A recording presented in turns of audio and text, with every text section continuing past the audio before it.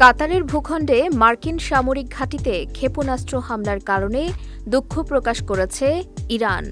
দেশটির আমির Sheikh Tamim bin Hamad Al থানির কাছে দুঃখ প্রকাশ করেছেন ইরানের প্রেসিডেন্ট মাসুদ পেজেশকিয়ান। কাতার আমিরের দপ্তর থেকে এক বিবৃতিতে জানানো হয়, মঙ্গলবার টেলিফোনে কথা বলেছেন দুই নেতা। এ সময় ইরানের প্রেসিডেন্ট বলেন, হামলার লক্ষ্যবস্তু কাতার বা দেশটির জনগণ ছিল না, বরং কাতারে অবস্থিত যুক্তরাষ্ট্রের আল উদেইদ বিমান ঘাঁটিতে হামলা চালানো হয়েছে। এটা উপসাগরীয় দেশটির জন্য কোনো হুমকি নয়। বিবৃতিতে আরও বলা হয়েছে, ফোনালাপে ইরানের প্রেসিডেন্ট জোর দিয়ে বলেছেন, একটি প্রতিবেশী ও মুসলিম দেশ হিসেবে কাতারের সঙ্গে ইরানের সম্পর্ক রয়ে যাবে।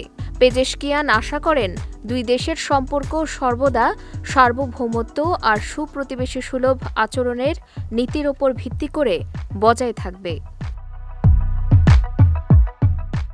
গত সোমবার কাতারের ভূখণ্ডে যুক্তরাষ্ট্রের আল উদেইদ বিমান ঘাঁটিতে ১৯টি ক্ষেপণাস্ত্র নিক্ষেপ করে ইরান।